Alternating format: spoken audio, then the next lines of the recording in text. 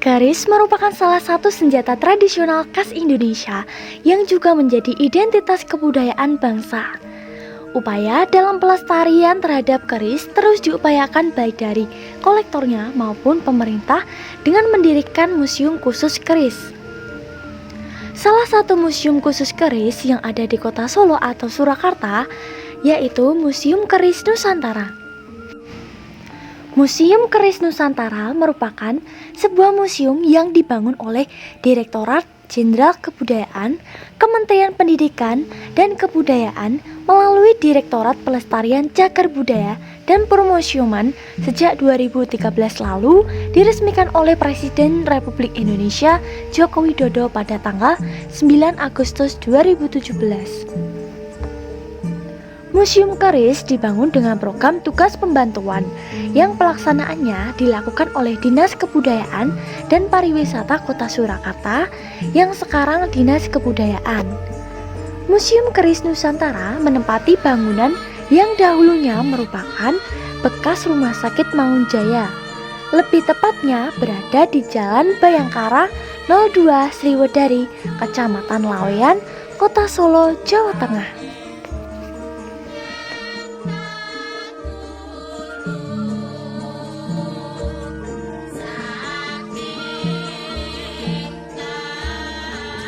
Museum ini bernama Museum Keris Nusantara karena keris yang ada di dalamnya mencakup semua keris yang diambil dari Sabang sampai Merauke. Rata-rata keris yang di museum ini berasal dari tanah Jawa, tetapi ada juga yang berasal dari Bugis, Nusa Tenggara Timur, Irian Jaya, dan Aceh. Dengan desain berbentuk trapezium, museum ini memiliki 5 lantai di dalamnya, dengan lantai 1 sebagai basement dan 4 lain berisikan informasi yang berbeda-beda mengenai keris.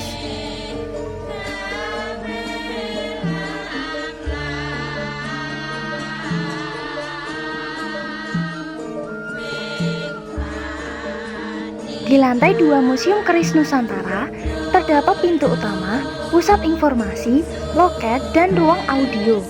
Ketika memasuki pintu utama, pengunjung akan disambut dengan koleksi keris yang dibuat oleh para empu.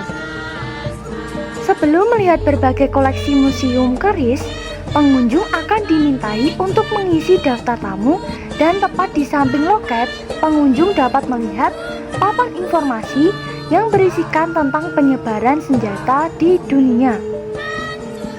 Di lantai itu pula, pengunjung akan menemui panel yang memiliki ukuran cukup besar. Panel tersebut akan memberikan gambaran mengenai pengetahuan umum kepada pengunjung tentang penyebaran dan sejarah singkat keris.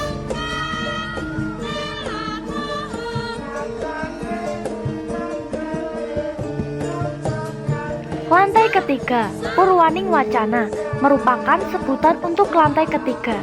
Di sini pengunjung dapat membaca buku-buku mengenai perkerisan. Selain itu, ada juga informasi mengenai eksistensi keris di masyarakat serta definisi anatomi keris. Terdapat beberapa keris pemberian dipajang di lantai ini, dan setiap keris diberi keterangan berupa jenis, tangguh, dapur, pamor, pendok, ukiran, warongko, mendak, dan asal koleksi.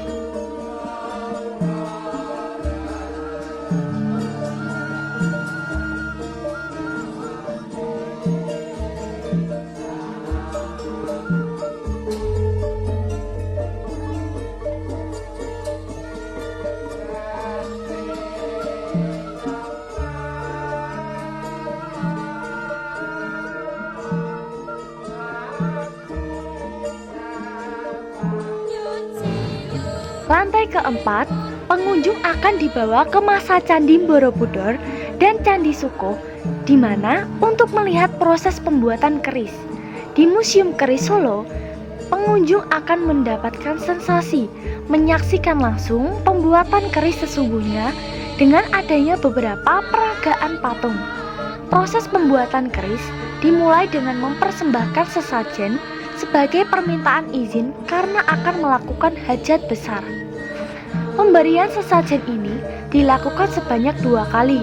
Yang pertama saat akan menempa keris, dan yang kedua saat keris telah selesai dalam bentuk. Setelah ritual sajen, maka proses pembentukan keris dimulai. Penempaan untuk membersihkan kotoran, kemudian dibentuk lengkungannya, kemudian membuat gonca dan grenengnya. Selanjutnya bilah yang diasah, dan proses yang terakhir yaitu mengeraskan keris. Kemudian sebelum memasang jejeran, pembuat keris melapisi besi dengan warangan. Di lantai ini juga dipajang beberapa patung pria yang mengenakan busana adat serta membawa keris. Keris ditaruh di sudut yang berbeda tergantung aktivitas dan acara.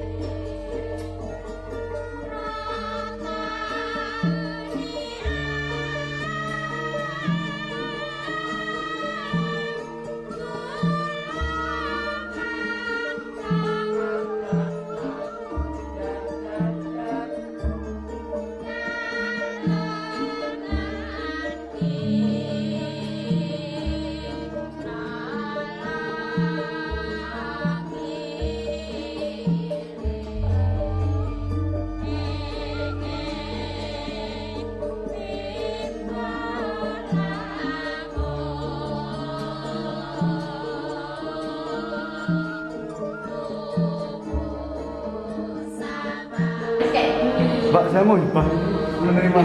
Pak, nek pun kayak cocoknya Mendy ya.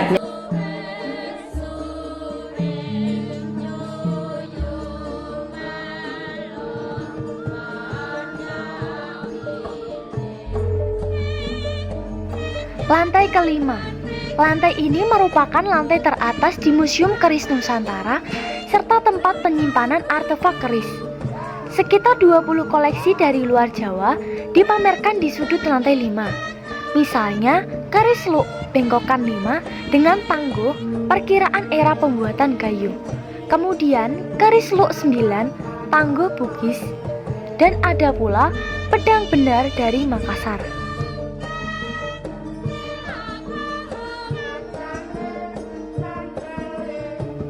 Di lantai ini juga, pengunjung dapat melihat keris yang tersimpan dalam etalase khusus yang merupakan keris dari Bapak Presiden Joko Widodo dengan nama Kiai Tenggara, dan keris tersebut merupakan ikon atau masterpiece dari Museum Keris Surakarta ini.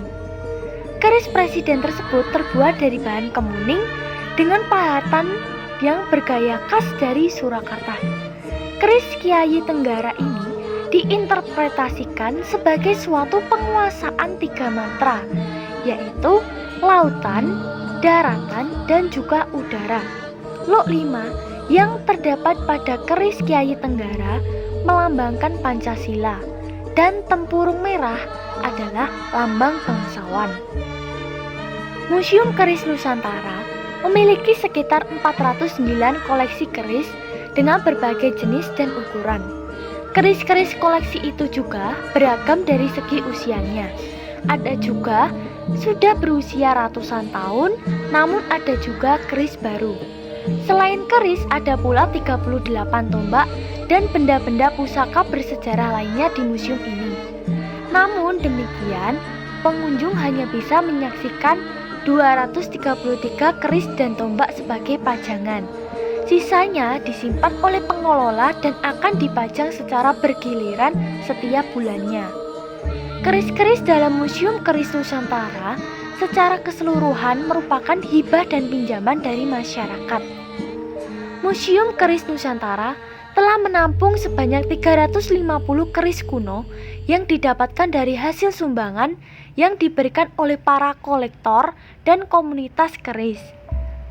Nama pemberi hibah dicantumkan dalam keterangan keris.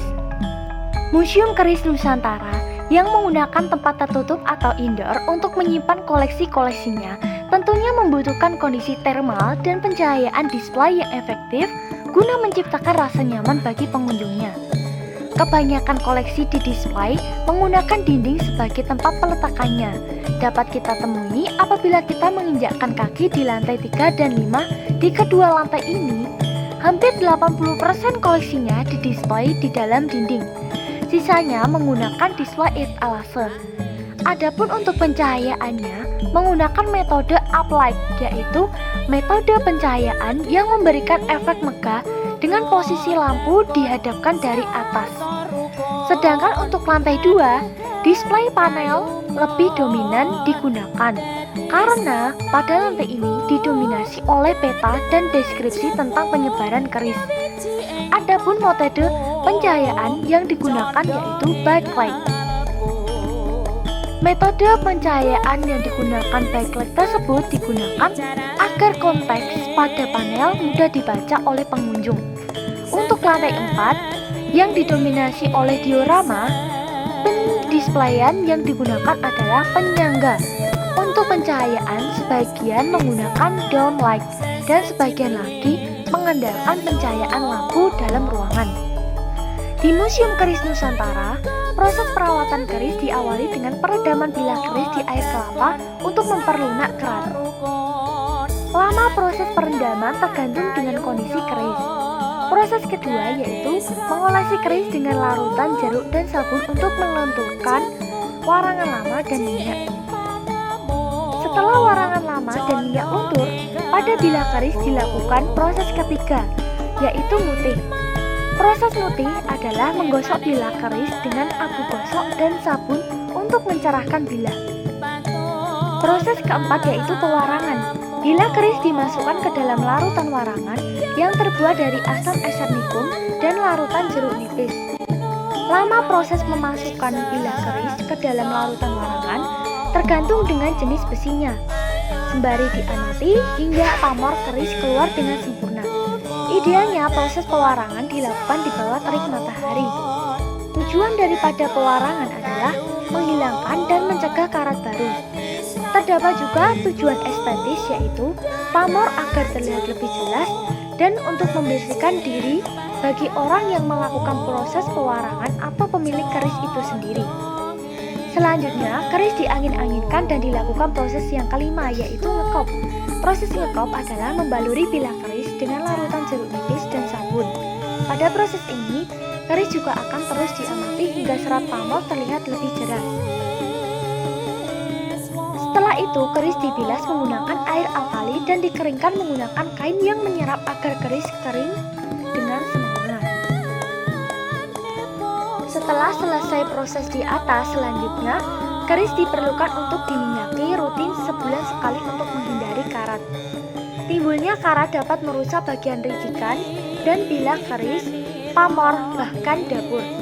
Oleskan minyak keris atau minyak pusaka yang terdiri dari parafin dan baby oil dan dijemur untuk mendapatkan suhu yang sempurna.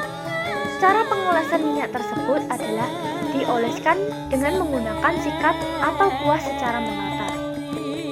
Setelah proses perawatan keris dilakukan, penyimpanan secara khusus yang bertujuan untuk melindungi keris dari kerusakan, kehilangan, dan untuk menghormati keris. Pertama, terdapat penyimpanan keris sebagai objek tunggal, yaitu bila keris yang sudah berada dalam warangka dimasukkan ke dalam sarung keris yang terbuat dari kain beludru dan satin yang lembut. Sarung keris tersebut disebut dengan singgep. Pada singgep terdapat disematkan nama dan gelar keris dengan huruf Jawa.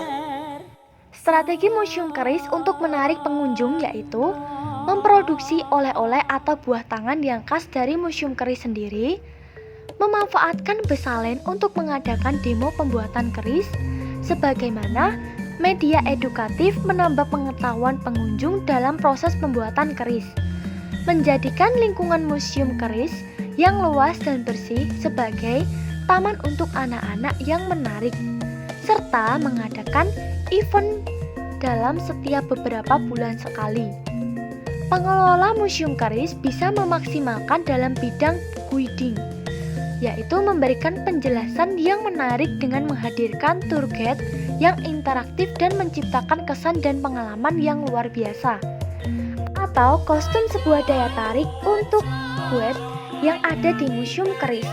Pengelola juga membuat sebuah terjemahan bahasa asing di setiap samping keris untuk membuat turis yang datang dari negara yang berbeda-beda merasa nyaman dan mengerti barang-barang koleksi yang didisplay oleh museum. Dilakukan Museum Keris karena masih kurang staf yang ahli dalam berbahasa asing. Manfaat yang dirasakan masyarakat sekitar terhadap keberadaan Museum Keris Nusantara adalah meningkatkan pendapatan pengusaha kecil warung makan di sekitarnya. Ini dikarenakan museum yang luas untuk dikunjungi dan belum adanya fasilitas kantin, dan membuat pengunjung yang selesai berkunjung dari museum pastilah mencari santapan di sekitar lokasi museum.